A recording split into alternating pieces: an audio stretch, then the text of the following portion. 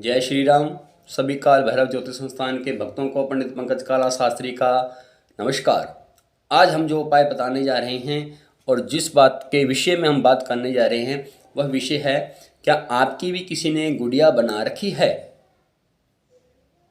गुड़िया बनाने का अर्थ क्या होता है? गुड़िया बनाने का अर्थ ये होता है कि आपके ऊपर कोई शत्रु तंत्र क्रिया करवा रहा है।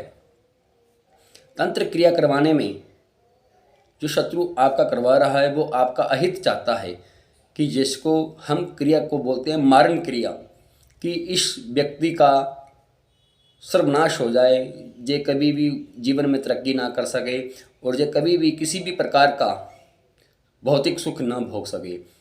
इस प्रकार का जो गुड़िया का तंत्र क्रिया होता है, इस तंत्र क्रिया को बोलते हैं ब्लैक मैजिक। बंगाली जादू से ये किया जाता है। और इसके सबसे बड़े लक्षण क्या होते हैं? यदि किसी व्यक्ति के ऊपर या किसी औरत के ऊपर एवं या लड़का लड़की के ऊपर किया गया हो तो उसका सीधा सीधा ये अर्थ है कि वह व्यक्ति जो इसने आपके ऊपर ये तंत्र क्रिया करवा रखी है वह आपको खुश नहीं देखना चाहता। और इन चीज़ों के लक्षण हमें कैसा पता लगते हैं कि हमें क्या हमारे ऊपर भी इस चीज़ों का असर हुआ है? तो सबसे पहले तो क्या होता है कि आपको समय समय पर, यानी कि पूरे एक मास में लगातार कंटिन्यू 15 दिन तो आपको जो गलत सपने आएंगे, जैसे कि आपको सुअर दिखना, सांप दिखना, शमशान दिखना और आपको राक्षस दिखना और आपको अपनी ही चिता दिखना, जिंदा जलते हुए देखना। यह लक्षण हैं ऊपरी तांत्र क्रिया करने के लक्षण होते हैं। यदि आपको भी ऐसे सपन आते हैं और सपन में डरते हो और डर कर आप उठ जाते हो और यह सपन रात्रि 12 बजे से लेकर 2 बजे के बीच में आ रहे हैं, तो ये आपके ऊपर निश्चित रूप पर आपके ऊपर तंत्र क्रिया का असर है। और जब आप उठकर सो जाते हो तो उसके बाद जब आप सुबह उठते हो तो आपकी आधा सिर दर्द आपको हमेशा रहेगा, वो कंटिन्यू ही रहेगा। तो इसका मतलब ये है कि आपके ऊपर तंत्र क्रिया करवा रखी है। और इस तंत्र क्रिया को करने की विधि क्या होती है और हमें कैसे पता लगता है कि हमारे ऊपर हुआ है? जैसे कि आप कोई नया कपड़ा लाते हो, 2-4 दिन या 5-4 महीने पहनते हो तो वह कपड़ा फट जाता है या जल जाता है या कट जाता है। जैसे कि आपका अंडरवेयर, आपकी बनियान और आपकी शर्ट, विशेषकर ये 3 चीज़ें होती हैं जो कटी फटी और जली मिलती हैं।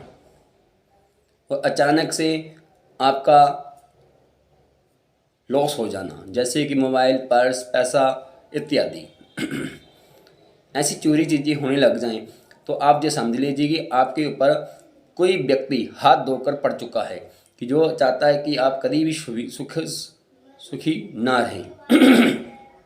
और इससे एक लक्षण और भी है, यदि आप किसी व्यक्ति के साथ वार्तालाप करते हो या कंपटीशन में अचीव करना चाहते हो या अपने ही सहकर्मियों के साथ आपका कंपटीशन है और आप जो चीज़ बोलना चाहते हो वो कभी बोल नहीं पाते, जहां आप सही होते तो आपको वहां भी गलत ठहराया जाता है। ये होते हैं लक्षण तंत्र क्रिया के। और इस तंत्र क्रिया के लक्षण एक तो ये है, उसके लिए आपके जीवन में क्या प्रभाव है? आपके घर में हमेशा कलेश रहेगा। आपकी इनकम लाख है, 2 लाख है, या 10 लाख है, या 50,000 या 500 रुपये है, वह आपको कभी भी बरकत नहीं करेगा। आपका ज़्यादातर पैसा रोग में जाएगा, डॉक्टरी मेडिकल दवाइयों में जाएगा और वाद विवाद में जाएगा। ये लक्षण होते हैं तंत्र क्रिया के। इस तंत्र क्रिया को दूर करने के लिए आपने क्या करना है?